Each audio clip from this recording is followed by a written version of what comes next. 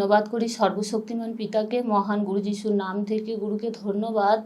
আমার নাম আকাশী মাঝি, জেলা পূর্ব বর্ধমান, থানা কাটুয়া, রায়েরপাড়া গ্রাম থেকে বলছি। আজ পরমেশ্বর পিতার সঙ্গে আমি পরিচয় 4 বছর। যখন পরমেশ্বর পিতাকে আমি পাই নাই, তখন আমার স্বামীকে নিয়ে খুবই কষ্টের মধ্যে জীবনযাপন করছিলাম। এতটাই সংসারে কষ্ট ছিল, অভাব ছিল। সেখানে স্বামীর কী ছিল না, কিডনির ঘরে পাথর ছিল। সেখানে ডাক্তারে বলে দিয়েছিল যে কিডনির ঘরে পাথর হয়েছে, কিডনিতে পাথর হয়েছে, কী করতে হবে, অপারেশন করতে হবে এবং সেটা খুব তাড়াতাড়ি করতে হবে, এমন বিষয়ে ডাক্তারে বলে দিয়েছিল। কিন্তু অর্থের অভাবে কি করতে পারি নাই, আমি অপারেশন করতে পারি নাই স্বামীকে। কিনা দিন প্রতিদিন এতটা স্বামীর কষ্ট হতো, সেখানে প্রচুর হারে কষ্টতে, যন্ত্রণাতে কি করতো না, আমার স্বামী নেশা করে আসতো, নেশা করতো।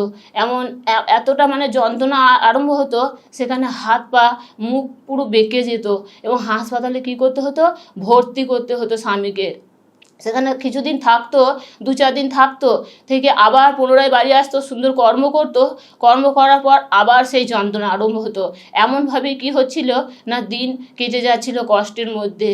যখন এক দিদির দ্বারাই এই বাক্যকে পায়, এক দিদি বলছে, তোমার সংসারের মধ্যে এমন স্বামীর জন্য এত কষ্ট, এত তোমার সংসারের একদিন একটার পর একটা হয়েই যেত এবং স্বামীকে সে কী করতে হতো, 3 মাস 6 মাস অন্তর হাসপাতালে ভর্তি করতে হতো। এমনভাবে কী হচ্ছিল, কষ্টের মধ্যে জীবন কাটছিল। সেখানে এক দিদির দ্বারা এই বাক্য দিদি বলে যে আমার মায়ের বাড়িতে এমন বাক্য হয়, ঈশ্বরের প্রার্থনা প্রার্থনা হয়, তুমিও প্রার্থনা করো এবং মণ্ডলীতে যাবে, আমার মেয়ের বাড়িতে মণ্ডলী হয়। তা আমি বলি অত দূর তো যেতে পারবো না আমি, তা কাছে গিয়ে কোথাও হয়? তা বলছে আমি তো জানি না। যখন এমন প্রার্থনাকে শিখিয়ে দেয় যে ঈশ্বর অন্তরে আছে, ঈশ্বর আত্মা, তুমি প্রার্থনা করো, দেখো তুমি সুস্থ হবে। তা সেখানে জানাতে কী করতাম, প্রার্থনা করতাম, কিন্তু খুঁজতাম কোথায় হয়, কোথায় হয় এমনটা খুঁজতাম। যখন জানতে পারি এক দিদির দ্বারায় যে আমাদের পাশের গ্রামে এমন মণ্ডলী হয়, তখন বুধবারে মণ্ডলী হয়, সেখানে মণ্ডলীতে যায়। আর মণ্ডলীতে যাওয়াতে সেই বাড়ির দিদির দ্বারা আমি কিছু খুঁজতে থাকি যেখানে কিছু আছে নাকি নি, এবং দিদিকে শুধাই যে দিদি কিছু দেওয়া হবে, কেন আমি তো অর্থের অভাবে স্বামীকে অপারেশন করতে পারি নাই, কিন্তু আমার যদি অর্থ লাগে আমি কিন্তু দিতে পারবো না দিদি, এমন বিষয়ে বলি। তখন দিদি বলে, না না দিদি, এখানে কোনো অর্থ লাগে না, তুমি শুধু বিশ্বাস করবে আর কি করবে, মনোযোগ দিয়ে 2 ঘন্টা যা কিছু হবে তুমি শুনবে। এমন যখন দিদি আমাকে উৎসাহিত করে বলে, তখন আমি বসে কি করি, সমস্ত বিষয়কে শুনি এবং যে প্রার্থনা হয়, ভজন হয়, সাক্ষী হয় এবং দাদারা দিদিরা উঠে উঠে সাক্ষীকে দিচ্ছেন, তখন আমিও মনে মনে অনুভব করছি এবং হা হা করে সেখানে কাঁদছি, মুখ নামিয়ে আমি কাঁদছি এবং দেখি যে একটা দিদি সাক্ষী দিচ্ছে যে দিদির স্বামীরও কিডনির ঘরে পাথর হয়েছে এবং দিদি স্বামীকেও বলে দিয়েছিল যে অপারেশন করতে হবে। কিন্তু দিদি যখন সাক্ষীকে দেয়, তখন আমার আরও সেই কান্নাকে আমি আটকিয়ে রাখতে পারছি না, যে এমন অবস্থা হয়েছিল, দিদি স্বামীকে ভালো করে দিয়েছে, তাহলে পিতা আমার স্বামীকেও ভালো করতে পারে। পিতার কাছে তখন চাইছি, পিতা তুমি কোন ঈশ্বর জানি না, সবাই তো বলছে তুমি অন্তরে আছো, আমিও তোমাকে অন্তর থেকে চাইছি পরমেশ্বর পিতা, আমার স্বামীকেও তুমি কি করবে, ভালো করবে পিতা, তোমাকে ভালো করতেই হবে। এমন জোর ধরে আমি সেই প্রার্থনাকে করি এবং গুরু যিশুর নাম থেকে সেই আমেনকে চাই। যখন আবার শেষে দিদি আবারও উৎসাহিত করে, শিখিয়ে দেয় এমনভাবে প্রার্থনা করবে, আমি প্রার্থনা করি এবং প্রত্যেক সপ্তাহে আমি সেই মণ্ডলীকে জুড়তে থাকি। যখন আমি টানা 3 মাস মণ্ডলী জুড়ি, আর তখন দেখি আমার স্বামী একটু একটু করে সুস্থতার জীবন পাচ্ছে। কেন আমার স্বামী যেখানে বেশি বেশি কাজ করতো, সেখানে বলতো আমার যন্ত্রণা করছে, আমাকে ওষুধ কিনে এনে খেতে হবে। সেই প্রেসক্রিপশন দেখিয়ে সে ওষুধ কিনে এনে আনতো আর খেত। এমন যন্ত্রণাকে দাবি রেখে দিত। সেখানে বাবাও বলতো যে আর কতদিন কী করবি, এই এমনভাবে ওষুধ খেয়ে খেয়ে দাবি থুয়ে দিবি, একটা তো কোনো ব্যবস্থা করতে হবে।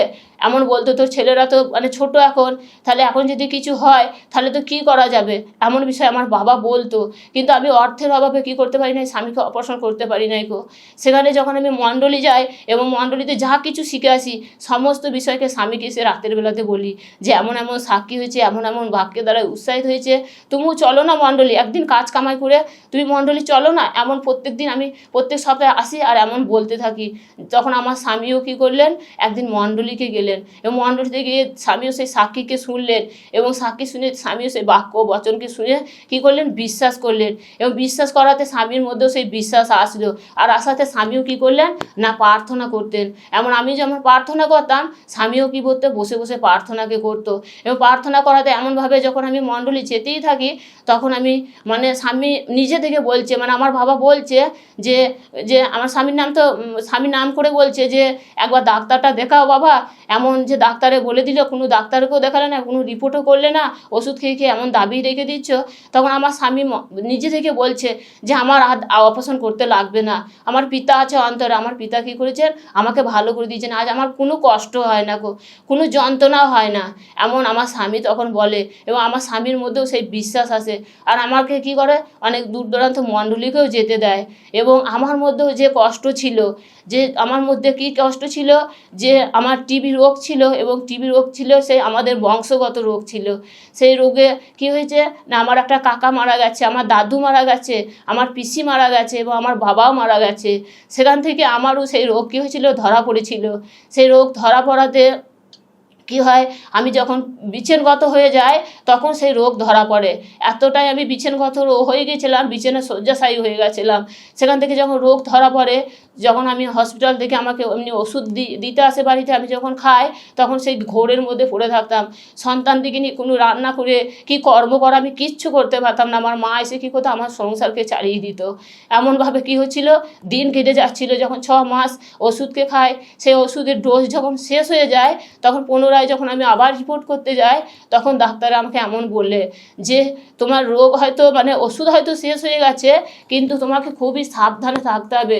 তুমি সংসারের মধ্যে ভারী ধরনের কাজ করবে না, এমন জল বেশি ঘাঁটবে না, এমন দরাদরি করবে না, এমন বিষয়ে বলে। কিন্তু শ্বশুরবাড়িতে তো স্বামী সন্তান তো ছাড়া আর তো কেউ নাই, শ্বশুর শাশুড়ি তো নেই, কিন্তু সমস্ত সংসারের সমস্ত কর্মকে কী করতে হতো, নিজেকেই করতে হতো। এবং সেই কষ্টকেও পেতাম।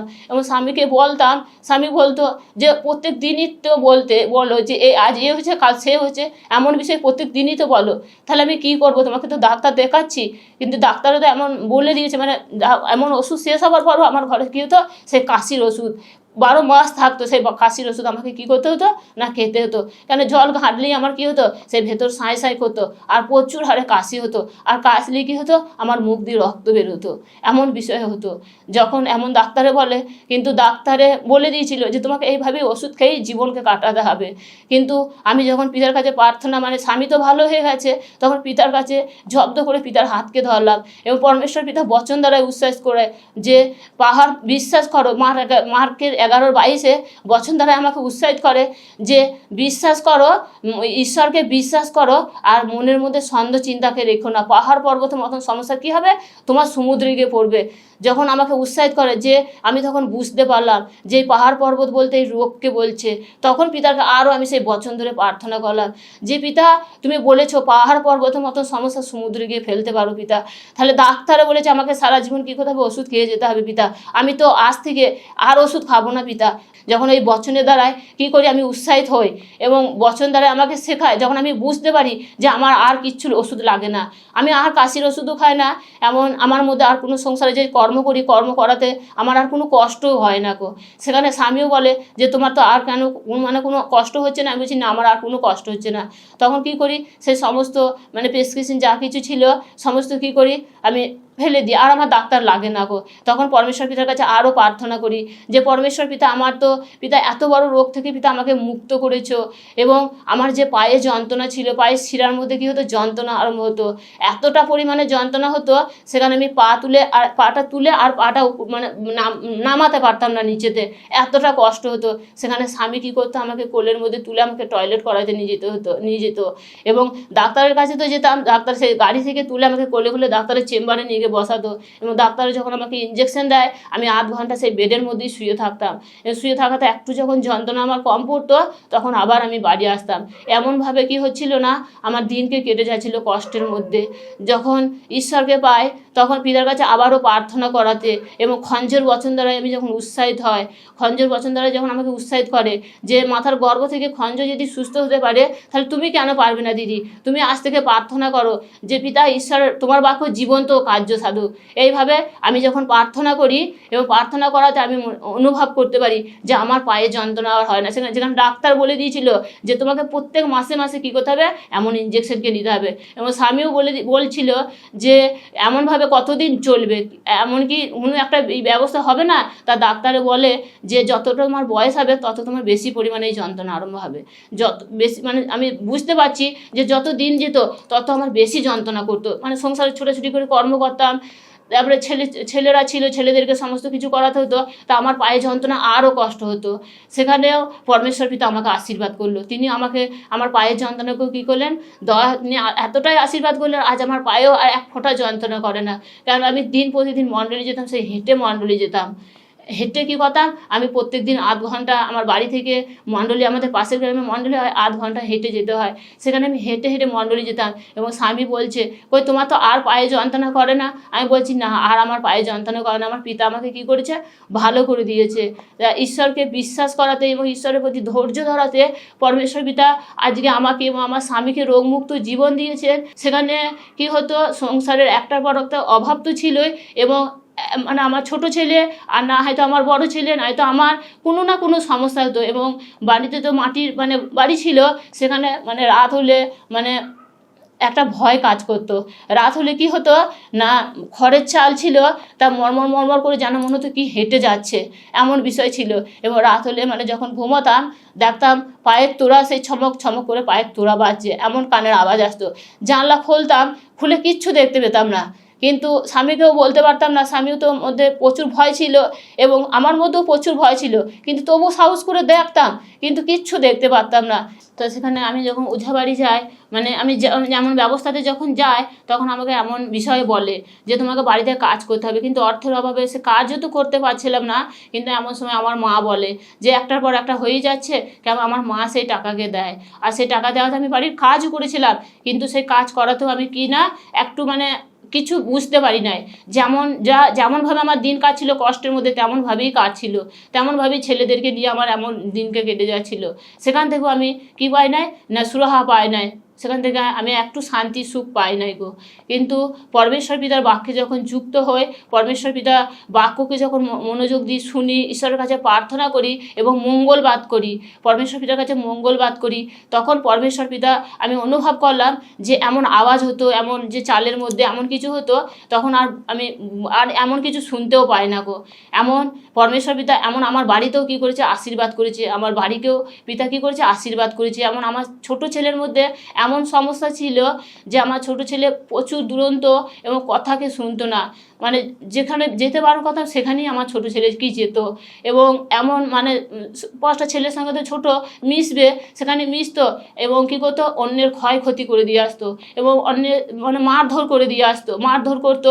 তারা এসে বাড়িতে অবজেকশন জানাইতো যে তোমার ছেলে এটা করেছে, তোমার ছেলে সেটা করেছে। এমন আমার স্বামী তো কর্ম করে আসতো, কর্ম করে এসে যখন এমন বলে, তখন আমার স্বামী প্রচুর রেগে যেত এবং আমিও তো রেগে যেতাম। প্রচুর কী করতাম, ছেলেকে মারতাম, ঘর বন্ধ করে দিয়ে ছেলেকে মারতাম। এমন সকাল হলেই ভয় আসতো যে এই তো সকাল হলো, আবার হয়তো বাড়িতে কেউ আসবে বলতে। এমন সারাদিনের বোধহয় 5 জন তো আসতোই আমার বাড়িতে, এমন আমার ছেলের জন্য আমাকে শোনাতে যে তুমি এমন ছেলে জন্ম দিয়েছো, এমন তুমি ছেলে এমন ছেলের জন্য কী করছি, মারও খেয়েছি। এবং পাড়ার লোকে কী করছিল, আমাকে এক ঘরে করেও ধুয়ে দিয়েছিল যে তোমার ছেলে শাসন করতে পারো না। কিন্তু ছেলেকে বলতাম, কিন্তু ছেলে কথা শুনতো না, ছেলে আবার পুনরায় যেত। সেখান থেকেও পরমেশ্বর পিতা আজ আমার ছেলের কী করেছে, মনের পরিবর্তন করেছে। আজ আমার ছেলে সমস্ত কথা শোনে এবং যেখানে বলি যে বাবা ওখানে যাস না, সেখানে যায় না আমার ছেলে। এখানে ছেলের জন্য সর্বদাই মনের মধ্যে একটা ভয় কাজ করতো যে এই বোধহয় ওই আবার যাবে, এমন কিছু করে আসবে, বাড়িতে কেউ হয়তো এসে আমাকে নালিশ করবে যে আমার স্বামী আসবে, আমার স্বামী কি মারবে। কেননা আমার স্বামী সেখানে যা কিছু পেতো সামনে, তাতে করে আমার ছেলেকে মারতো। আর আমি তো মা হয়ে কি দেখতে পাতাম না, হাও হাও করে ছেলেকে কাঁদ, ছেলেকে জড়িয়ে ধরে।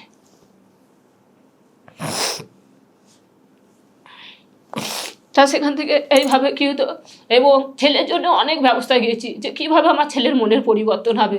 ছেলের জন্য অনেক কিছু করেছি, কিন্তু সেখান থেকেও আমার ছেলের মনের পরিবর্তন হয় নাই গো। কিন্তু পরমেশ্বর পিতার বাক্যে যখন আসক্ত হলাম।